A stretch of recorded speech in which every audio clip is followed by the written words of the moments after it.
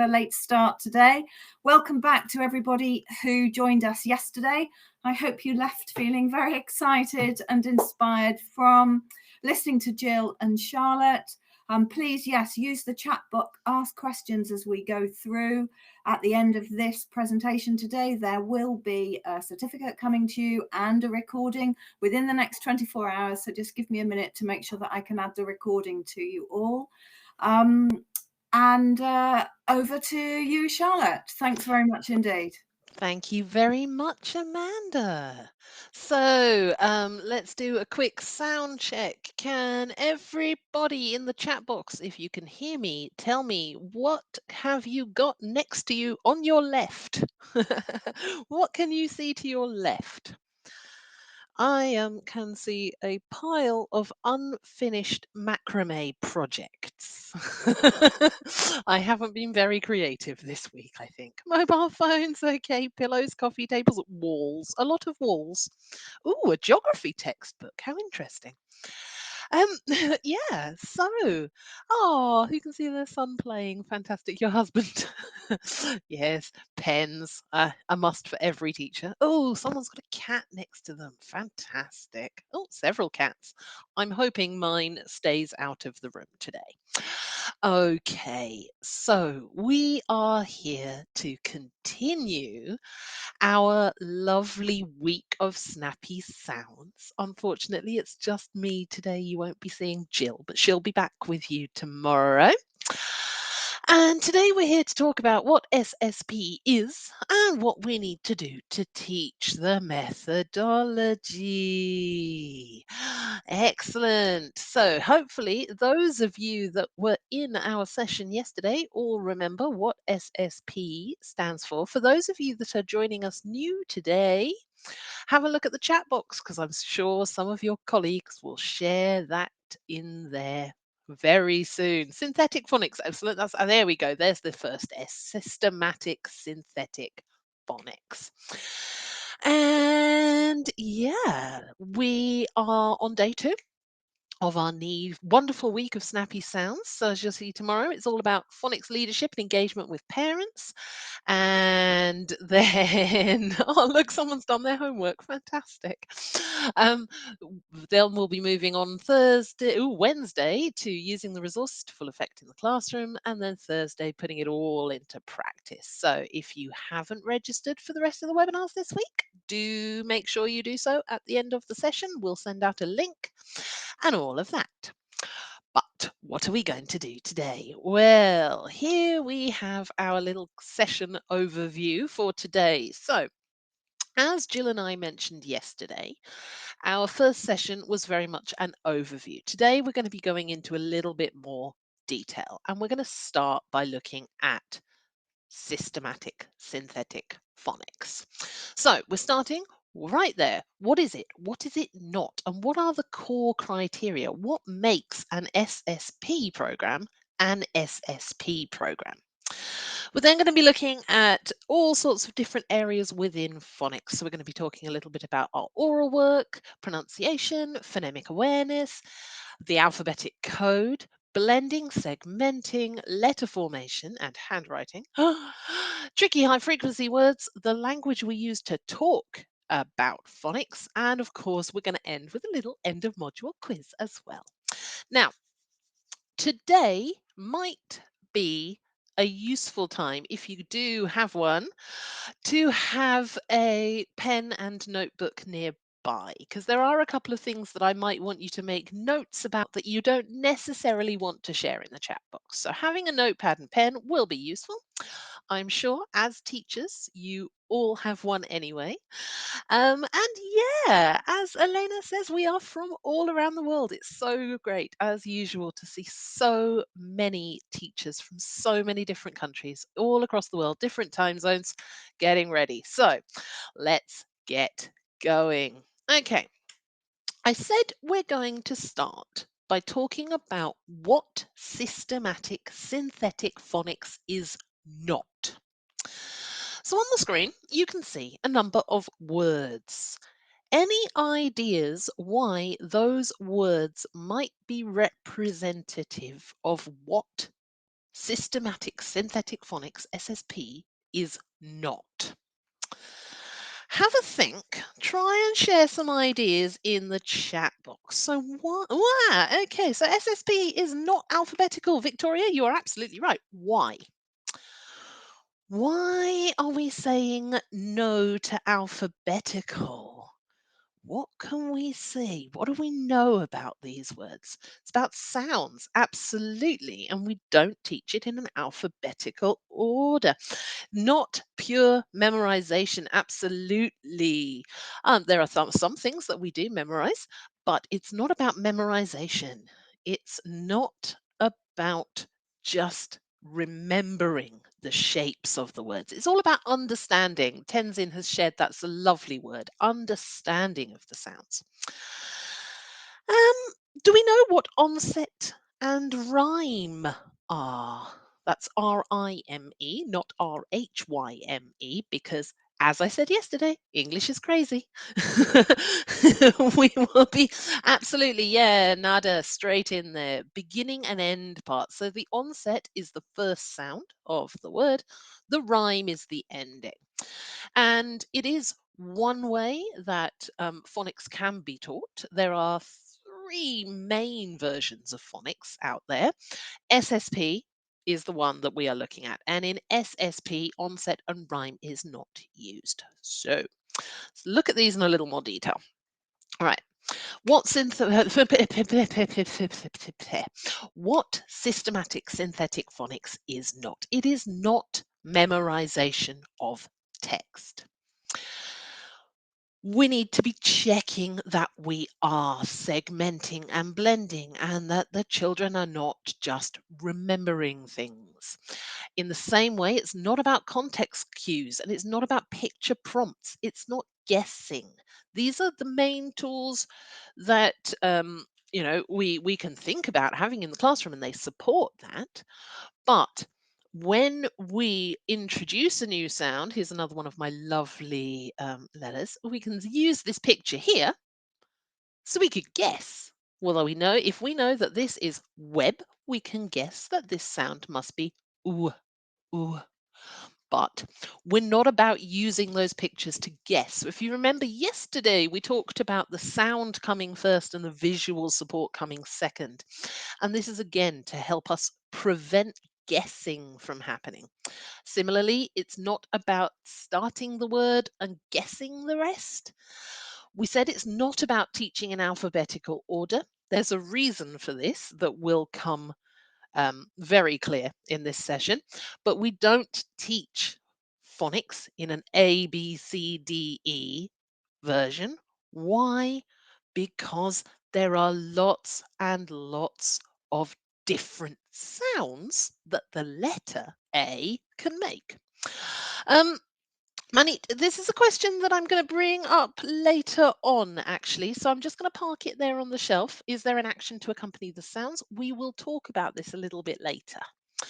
So we said it's not onset and rhyme. You can see there we've got str. So there are lots of str words that we can go with, but we're not about learning the beginning and then finding all of the words that rhymes at the end, etc., etc., etc. So it's not about the rhyme of eat, eat, eat, eat, eat. How many different opening sounds can we put there? Not the way it works. Follows a very strategic pattern. So in the teacher's materials, you find in Snappy Sounds that there are lots and lots and lots of really great video support for all of this. You might recognize these two faces a little bit. Anyone in the chat box remember what their names are or what their jobs are? Let's see. I'm not going to show these videos today. I was going to, but we are that well done. Oh, speech therapists, not quite therapists, pathologists. There's the word we needed. These are Stephanie Evans and Mel Porter, the speech pathologist consultants. Kristin is one of the course writers. Very good remembering that name, though. So I was going to show you some of these today, but given that we have had a little bit of a late start, we're gonna let you explore those in your own time on another day because I'm going to tell you everything they say in the videos anyway. So too many eggs will make our omelets too big. So what is systematic synthetic phonics? What are the things that need to be covered in an SSP course? And as we mentioned yesterday, SSP, it's one type of phonics. It is the type of phonics that is most frequently used around the world.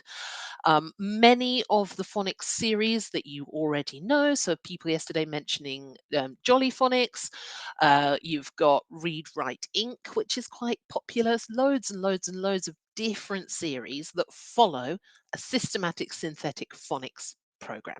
So how do we know that a program is a systematic synthetic program? Well, the first thing that it needs to cover is the phonemes of the English language. Do we all remember what phonemes are? They are individual chat box. Oh, love back to Dubai, love to Jordan. Sounds brilliant. Great. Well done. All of you on the ball today. Yep. So the phonemes, the sounds of the English language. We teach that. How many sounds are there in English? 44. Brilliant. Okay. Some languages have more sounds, other languages have less sounds. Not all sounds are common to all languages. In English, we have 44 sounds. So we teach those 44 sounds in English. Now, we have graphemes, therefore, to represent those phonemes in a systematic and cumulative order. Now, we said we do not teach A, B, C, D, E. We don't teach the alphabet. We teach in an order of frequency and accessibility. Okay, so we start with simple, frequent sounds. And as Banan has very nicely done for me, we start with the S, A, T, P, I. So some people call it SATP phonics, some people call it SATPIN phonics. If it begins with those letters, you can know it's going to be a systematic series. So graphemes, anybody? Can we translate? Graphemes are letters or yeah. Letters or combinations of letters. So individual letters or combinations of letters that we use to represent those sounds. Brilliant. Okay, so within a systematic synthetic phonics program, we teach those 44 sounds and then we teach loads and loads and loads and loads and loads of graphemes to represent them. We also teach blending, which is getting those individual sounds and putting them together. So instead of saying, oh, look, there's a k, at, we bring those individual sounds together. K, at, k, at, k, at, k, at, cat, until we've blended those sounds together to make our word. We also teach segmenting. Segmenting is breaking those sounds apart. Okay, so it's the opposite. And as Jill nicely put it yesterday, it's the opposite face of the coin. So on a coin, you've got your heads, your tails. Same thing with phonics. You've got your blending and your segmenting. Two sides of the same action. Now, the one thing that we do have to deal with in English, and the one thing that makes systematic synthetic phonics so comprehensive, is the fact that we are teaching children very, very early on that in English, a phoneme, a sound, can have different representations. Okay? And those different representations can be represented in multiple ways. That might be by a single letter grapheme, it might be groups of two graphemes, it might be 3 or 4 letters. So if I give you the sound A, what graphemes can we use to write that sound? Let's have a look in the chat box. AI, fantastic. So we've got words like daily, AY, day, AI, daily. Any more? Oh, let's see. Oh, it always goes so fast. That's the A sound. All right. Okay, good. Ah, A E, what used to be called the silent E or the magic E when I was in school, like game, fantastic. EIGH, that's A on 8. Yeah, absolutely. So as we can see, that's an example of a 4-letter grapheme. One sound, AE, absolutely. So, as we can see in English, one sound might have different ways of writing it. We'll take a simpler example, the sound S. How do we write that? Could be a single S. Oh, could be a CE. Could be just a C. Could be a double S. So, we've got problems in English. I do apologize for those of you that have ever had to learn my language. It is crazy, we know that. We also have to teach that the same grapheme, so the same letter or combination of letters, can make different sounds. They can have different pronunciation. So my name, Charlotte, begins with a CH. That grapheme, CH, has a soft sound like sh for Charlotte, but CH also has a harder sound as well, like church. So that's one grapheme, CH, that combination has two sounds. Two sounds. Gets even worse. The letter A, the grapheme A, let's write it there, has lots of different sounds. It can be a hard A, like apple or cat.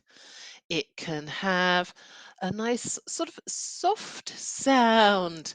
So that letter A in the word apron has an A sound. In a cape, but that's a split digraph. Cape, so that's A underscore E. Yeah, acorn, ape. That's an A sound as opposed to an A sound. We've got long sounds, we've got short sounds. But there's only one grapheme that represents multiple different ways of saying it. English is crazy. We all know it. So systematic synthetic phonics gives us a straightforward path to finally being able to decode it. And if anybody out there enjoys sort of puzzle solving or those sorts of things, decoding, one of the most fun things you can do. So, oral work and pronunciation. Teaching spoken letter sounds of English is very important for SSP. So I've got 3 questions for you. Why are the sounds of English important to learn? What does it mean? What does it mean here when I've said pure sounds? And how do we know if we're providing a good model? So we need sounds to read. We need to be able to sound things out in our heads, don't we? We need to be able to hear and understand, to transcribe as we get older, to make notes in university lectures, to keep what we're doing, and to become fluent readers. Thank you, Victoria. That is the great word there, fluency. The better our internal audio track is, the faster we can read, the faster we can process. And of course, for correct pronunciation, we need to be able to recognize it. So, what does it mean by pure sounds? Can anyone give me that in the chat box? What do we mean by pure sounds? I'm going to give you a bit of a real sounds, correct sounds, pronunciation, initial sounds, clear sounds. Ooh, all nice. I'll tell you a little bit in a second. All right. So how do we know if we're providing a good model for children in our classrooms? They're communicating fluently. Okay. Um, aha, yes, Suzanne's got that. Well done. They can read. Yes, they're able to accomplish things. And we've built that independence, I think, is absolutely key to this as well, isn't it? So, pure spoken sounds for graphemes more easily blended when children are decoding work. A pure sound is a speech sound that does not have a sound on the end. So if we are looking at the letter S, the grapheme, the single S, when we're teaching, when we're modeling, we need to be saying S, pure sound, not S, because S and they're two sounds. So S, S, A, T, sat, not S, A, T. Hear that? And as oh yeah, lovely. Who's that? Karita. The schwa has a tendency to creep in. And even when you've been teaching phonics for a really long time, it still happens. I really have to focus my brain when I'm doing this, because otherwise I do it too. It's natural. Our mouths want to finish those sounds off, but it's about making k, not k, k, not k, t, not t. Yeah.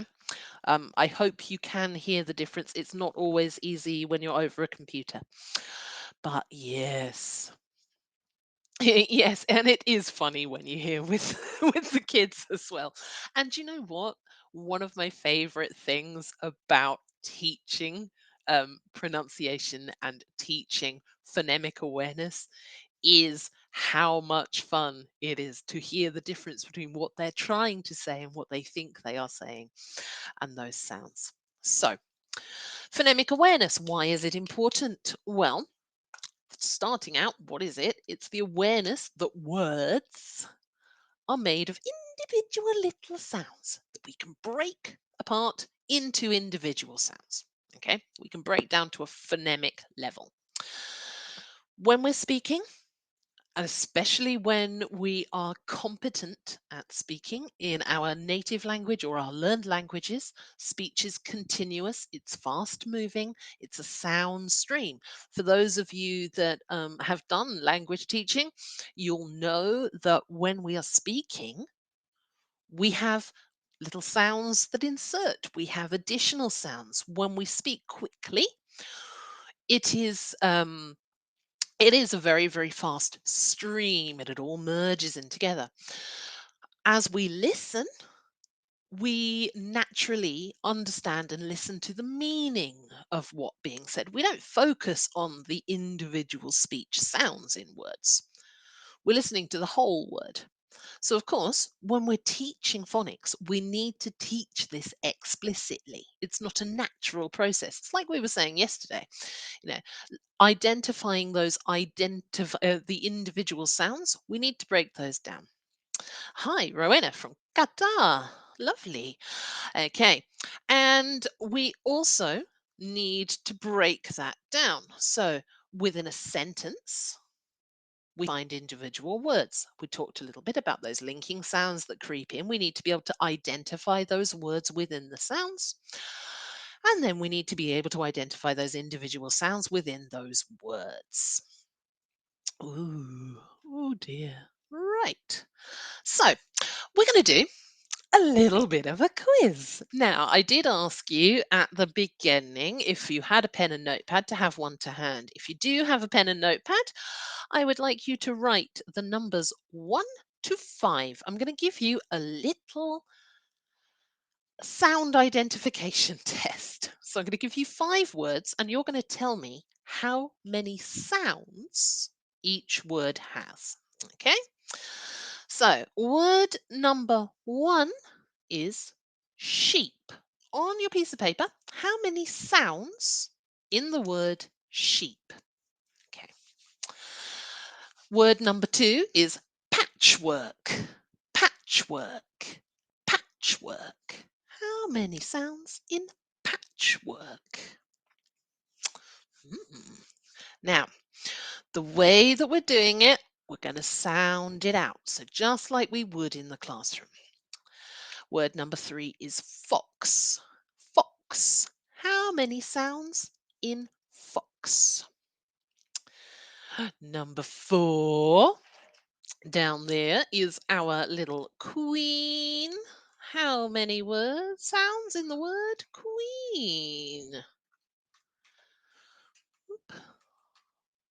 Okay, and the final word is cowboy. How many sounds in the word cowboy? Okay, all right. So let's sound these out a little bit. Now I'm going to go through them again. So, number 1 is sheep. When we're breaking down, we should be able to segment this orally. So we might model the word first, sheep, and then we break it down. Sh, e, p. And as everyone's saying, there are 3 sounds in sheep. Fantastic. Patchwork. P, a, ch, w, k. How many in patchwork? Yeah. Yeah, 6, 5, 6, 5, 7. Ooh, some of you are right, others are not. We'll check in a second. With fox, nice easy one. F, o, x. 3. Brilliant. Queen has k, w, e, n. And cowboy has k, ow, b, oi. So let's check our answers. So you should have 3, 6, 4, 4, 4. Ah, Y Fox 3. There we go. All right. Good. So as you can see, patchwork is 6. F, o, k, s, k, s, k, s. Yeah, good. Queen, k, w, e, n, k, ow, b, oi. Now, when we're teaching, a common question that comes up is, aha, now, okay, we're going to come back to this because this is what I'm talking about right now. Ah, interesting. So, k, w is a blend. It's a blend. QU as a combination is a blend of the k and w sound. So in phonics, when we're talking, and we're going to come back to these words a little bit later, we have blends, common blends, letter blends, and we have digraphs. A digraph is 2 letters that make one sound that are always like that. A blend are 2 sounds together. Now, we can always teach qu as a unit, okay? And it's the same thing with the X. So these are blends of 2 individual sounds, but because these blends are very high frequency, we've got loads of qu words in English, we've got loads of x sounds. We've got loads of sk sounds, x sounds, and we've got loads of qu sounds. So because they are so high frequency, we teach the combination of the letters visually, but we teach that it is a blend of 2 sounds together. Now, someone is asking about why ow is a sound. Now, cowboy, if we sound out those words, we're not sounding out k or oo. It's not cowboy. It is an actual digraph. So that OW together, exactly that ow sound in pronunciation is a diphthong. OW is a digraph. That's 2 letters that don't make their individual sounds. Together they make a new sound. So ow, OW, isn't ow. We don't say ow, we say ow. And it's one sound that's represented by those two letters. Okay, so there we are. Hopefully that's cleaned that up. I always find with phonics, if you're new to phonics, we need to tell people these things about 10 million times because we don't think about them, do we? So we talked a little bit about this. Yeah, so x makes two individual sounds that are commonly found together. So that's a bl. That x, x can be spelled out with the k and the s, or it can be represented by that x together. So as we've seen, and as we've already discussed, we've got single graphemes, individual letters. We've got digraphs, which are two letters that combine together to make a new sound. Remember, if they keep their original sound, so bl at the beginning of blend, BL together is a common blend. You might see teachers teaching BL as a combination because we have blue, black, blight, all sorts of BL words at the beginning, and they're very, very common, but their sounds stay unique. K, h does not make the same as ch or sh. So those are digraphs, two individual letters that combine to make a new sound. The same with IGH. We're not saying nighat. It's night, not nighat. We don't say those sounds individually. When they come together, they have a new sound. Okay, and the same thing with I. So, how many sounds in chef? We are asking. Sh, e, f. Yeah, so 3. And that's CH. So it's got 4 letters, but it's got 3 sounds. And you can tell then that that is a digraph. So, oh, someone's just asked, please explain I. I can't explain I, it's English, it's crazy. But it is a very common, very common trigraph, 3 together. And we do even have combinations of 4 as well. And as we've said, with the English alphabetic code, there are different ways to spell the same sound. So here we've got A as in train, A as in paper, A as in steak, A as in plane. That A sound, do we all agree, in train, paper, steak, and plane, the sound is the same sound, yes? Agree? All agree it's the long sound. So if we listen, we say train, paper, steak, and plane, and pain, and so many others. Yeah, so many others. Same sound, but multiple spellings. Okay, so we have to teach this. So just like we've got one grapheme might make many sounds, we've got one sound with lots of different ways to write it. And again, here we're talking about the same letters and the same combinations with different sounds.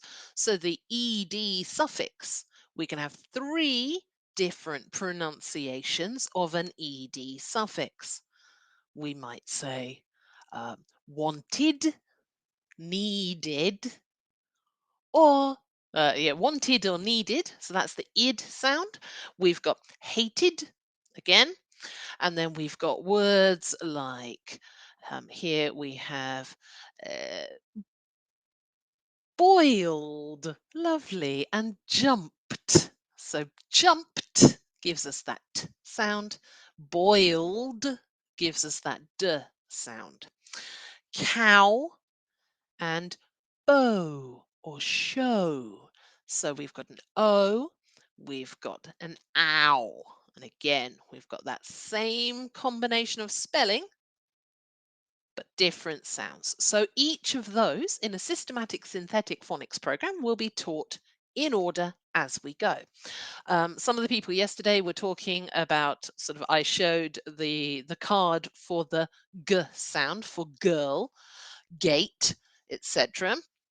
How do we know when we're going to teach it? Well, we will teach the most common representation first and the less common representations after. So, yeah, we've got lots and lots and lots of different challenges in English, let's say. But when you're teaching a systematic program, you know that everything is being covered. Everything is being covered. It will be done eventually. We teach them in that order of importance and frequency. Now, we did say yesterday lots and lots and lots of videos for oral work and pronunciation. And there's lots and lots of extra support as well. So we can find both print support and online remote learning support to help out with pronunciation and teaching. So we've got guidance for teachers in the book with photographs, images, etc. And we've also got audio recordings of videos of the sounds moving. So let's do a little test. I would like everybody to watch my mouth. I am going to make a sound and I want you to write the grapheme in the chat box. Okay, here is your sound.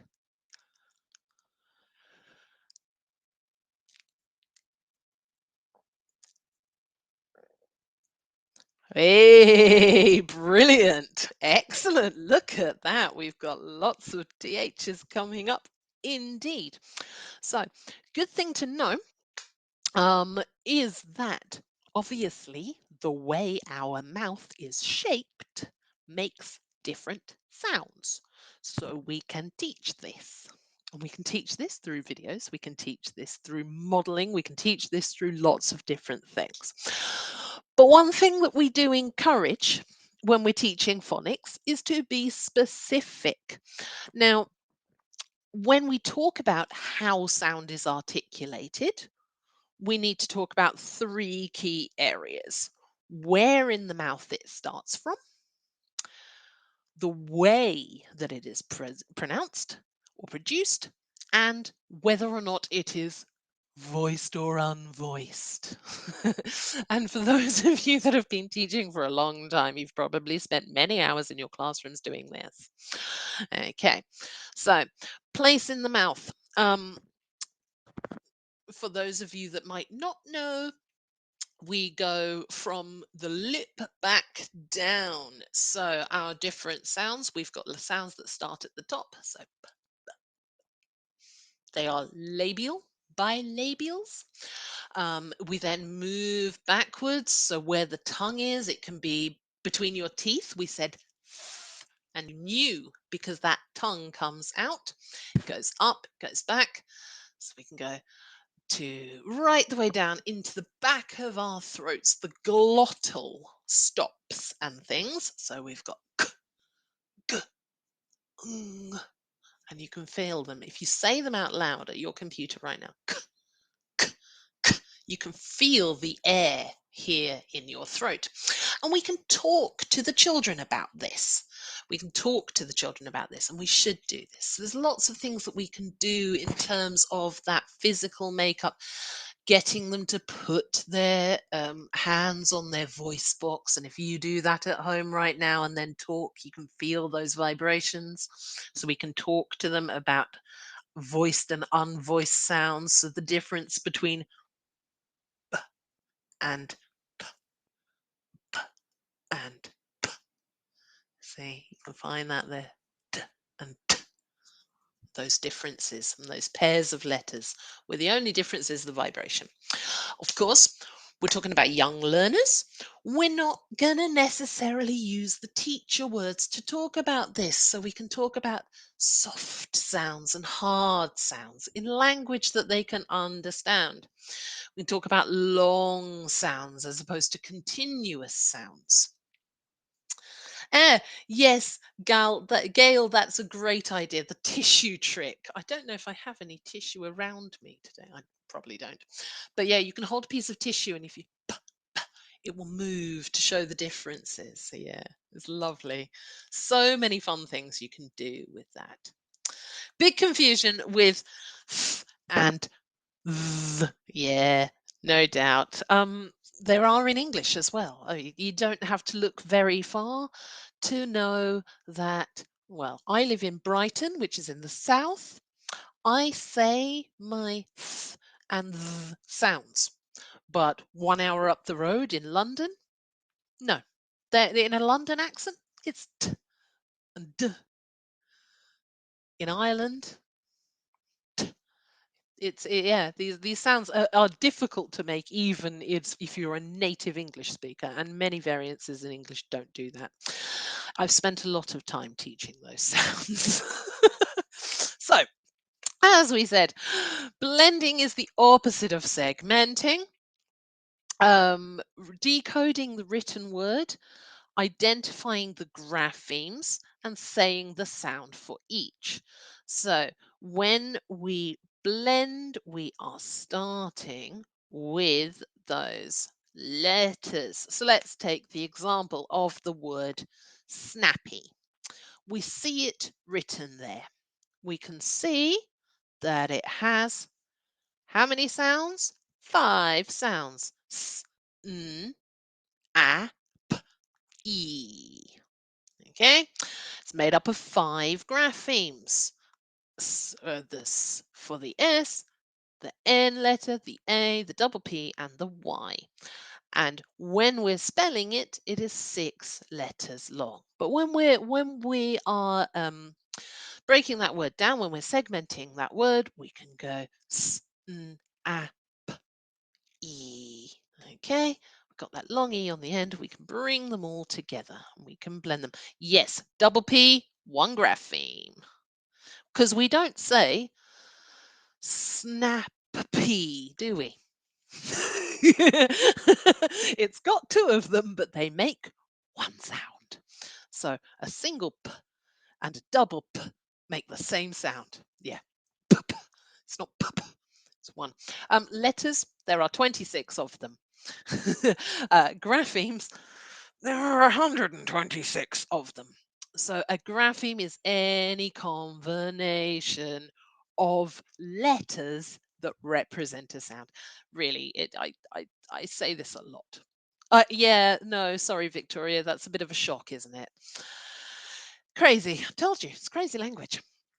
Now, we talked a little bit already about the schwa. I love this little cartoon. We're just like a schwa. We're never stressed. And British English in particular, and I will put my hand up to this as a British English speaker, there's a lot of schwas in spoken pronunciation. It's always found in our unstressed syllable. Okay, so that's typically the end of the word, but of course it moves around. So if I say builder, where's the schwa? End, beginning, middle. Flavor. Yeah, it's the ER or the OUR. It's the unstressed syllable. Thorough. Again, it's the end. It might be within the word. So, chicken. Hospital. Hospital's at the end. Dolphin. Dolphin is at the beginning. There we go. Yeah. Lots and lots and lots of different words and different places, but yeah, you can hear it. People say when they don't speak English that when you listen to British English, it sounds like and it's because we have so many schwas in our natural spoken pronunciation. So we need to be teaching them as well, don't we? Right. Now, there we go. There we are. That's where your schwas are. There. So, the other thing that we need to teach as we're doing this is letter formation and handwriting. Now, Letter formation and handwriting, I never knew, is completely different the world over. I always thought that everybody formed letters in the same way. If we all use the Roman alphabet, for example, then everybody who uses a Roman alphabet in their thing should write the letters the same way, said child Charlotte. Teacher Charlotte grew up and discovered that actually there's lots of different national handwriting patterns. So, in terms of phonics material, you'll notice none of the cards have tails on them. Do we know what I mean by tails? When you're teaching handwriting, you're supposed to leave a little um, tail at the end of it where it connects to the next letter in our handwriting. A flick. Hey, there we go. Yes, cursive. There we are. Good. We're all on the same page. So within the phonics materials, we're teaching those straight up block letters. We don't enforce the tails because those are different around the world. The key thing to do, of course, word that came up yesterday is consistency. Consistency. Tricky high frequency words. We talked a little bit about these yesterday. So, tricky high frequency words are words that are not yet decodable but are common. Key word here is yet. Now, when you're learning to read in English, eventually most most words will become decodable using phonics. Not all, but most words. Some words in English will remain tricky for a really long time, and usually that's because we've taken them from another language, so they don't actually apply to our rules. So the example that I always use, I'm going to pop it in the chat box, is this word there. It's an Italian word that we use in English. So the pronunciation of this is segue. Where else in English does the UE combination make a way sound? Yeah, no, because we stole that word from Italian. So most words are eventually decodable, but from the beginning, there are going to be words that will be tricky, that will be necessary. We teach 70 high frequency words in total, and we can see these level by level. So you'll notice in level 1, the first word there is A. Why is A in the tricky word list? Any ideas? Let's have a look in the chat box. That's right, because when we teach it in the first thing, it has more than two. It has more than two. It has many, many sounds. So when we're speaking as a word, the letter A has two pronunciations, the stressed and unstressed pronunciation. When we teach it in the synthetic phonics, it's ah. So we teach ah, but we don't teach a or a. So we have to teach the word version as a tricky word. For example, and it's definitely decodable, it's just not decodable at level 1. So when we're working through those tricky words, we can blend and decode what we can. Okay, so for example, if we are teaching in level 4, they will have already met the sound, so we can break that down and we can get them to do a little bit of decoding, but we might have to teach parts of the word. And as they improve, then we don't need to talk so much. But as I said, there's some great professional development support out there, and there's a lovely video on what you can do to teach those tricky high frequency words. Now, let's see a little bit if we have been paying attention. So, On the screen, we've got some of our key words and phrases from phonics. Can you, on your notepad, just try and make a little link between them? So you can number them 1, 2, 3, 4, 5. And we've got all different examples there. So, what do you think the example is for the grapheme phoneme correspondence, the GPC? Which color box do we think matches to that one? GPC is bird. Mm, good guess, but not quite. Try the bottom of the page. It's the dark blue. There it is. It's the dark blue. Yes. So grapheme phoneme correspondence. The letter S, the grapheme, represents the sound, the phoneme S. Okay. All right. Short vowel phonemes. Which one is it? There, the dark green, indeed. Okay. The dark green, the ah. It's a short sound. Consonant phoneme. Can we see an example of that? The light blue, brilliant. Yep, the Z. Good, good, good. And remember, phonemes, the sounds, the phonemes are in slashes. So the Z is there. Okay. The blending to read.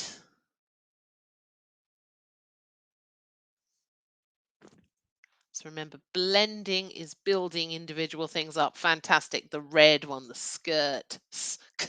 Skirt, skirt. There we go. We blend it together. Stick it in our nice blender. Next one then is segmenting to spell. So the opposite of the red is the yellow. Fantastic. Good. A consonant digraph. So we remember digraph is two together, and that's ch. All right. Where's my split vowel digraph then? Any examples? There it is. Nice and bake. Absolutely. So those are examples of split vowel digraphs. So two letters together, the I and the E, or the A and the E, that make a new sound when they're put together around a consonant. All right. Long vowel phonemes. It's the light green. And then the tricky words are things like people and there. And aren't they tricky? Yes, they are, because English is crazy. All right. Okay, so there's a little snapshot there. I won't leave you too long on it. All right. So we have about 5 minutes left, but in summary, that is basically everything we need to know. So let's double check then. So, onset and rhyme, not SSP. Why? What are we not practicing? Any ideas? We're not just memorizing, indeed, and we're not memorizing specifically words that rhyme with each other.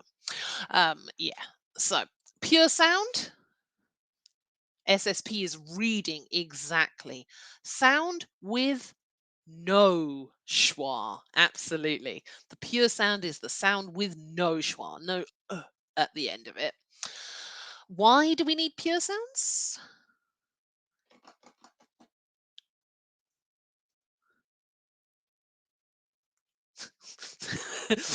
Partly to count, because that's how they're made. Yeah, it's correct pronunciation indeed, and we need to be able to have those pure sounds to blend them together. Otherwise, we end up in like, for example, saying school instead of school, because it's not school, it's school. Sk, sk, sk, the correct pronunciation. All right. What does GPC stand for? Yes, grapheme phoneme correspondence. All right. Blending, segmenting, encoding, decoding. Which one goes with which? Blending and Encoding, fabulous. Blending and encoding, same thing. Segmenting and decoding, same thing. Blending, encoding, segmenting, decoding, opposites. Yes. All right. Good. Let's come on to number. There we go then. Decode these words. How many phonemes do they have? So, how many phonemes in trail? T, r, a, l. 4. Brill. Stairway. How many sounds in stairway?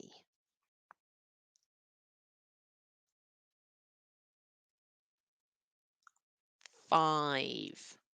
5. St, air, w, a. 5. Yeah. All right. Consistent letter style and formation is important. I think I skipped over this. It's because consistency is important. So whichever way you do it the same way all the time. Snappy Sounds teaches how many high frequency words? 70. Brilliant. You were paying attention. What does the underscore mean at the beginning of qu there?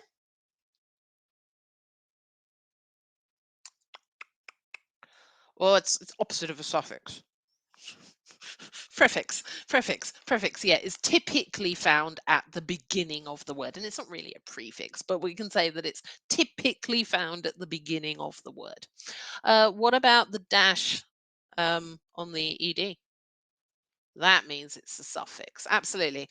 And can anyone tell me what CCVCC stands for? And I almost said it. Consonant, consonant, vowel, consonant, consonant. Absolutely. A letter pattern. And that's a brilliant example of that there, Elena Black. All right. So any word that is formed with consonant, consonant, vowel, consonant, consonant. You see CVC, you see CVCC, CCVCC. We can do all of that all day. Okay. All right. So that is everything that you should find in a synthetic phonics program, a systematic synthetic phonics program. And regardless of, I know, phew, regardless of the systematic synthetic phonics program that you teach with, those are the things that you need to know about it. So if you are just about to start teaching phonics and your local representative from any publishing house comes through, you can now ask all of the intelligent questions. You can ask those questions like, well, does it cover all of the split digraphs? Etc., etc. All right, do you have any questions? We might have about 30 seconds. Do remember there is still time to register for tomorrow. Amanda's just put the link in there. And we do have 2 questions for you to go off and research. So if you were attending yesterday, you should know the answer to number 1 already. But you probably won't. Oh, Manjeet, you're right. Actions and sounds, actions and sounds. You keep asking me this question and I keep not answering it. So I am going to answer it. The simple answer to that is right now, no, there aren't. Why? Because it's a way you can get students involved. Snappy Sounds is not dictating the ways and methods that you use. We're offering a guidance. Symbols and signs for different letters can be really, really, really beneficial. And what I would say is that if you're working with Snappy Sounds materials, there is absolutely nothing to stop you from working with your group, working with your children to create your own.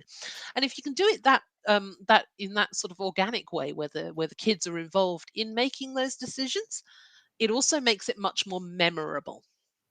And yes, it is available online.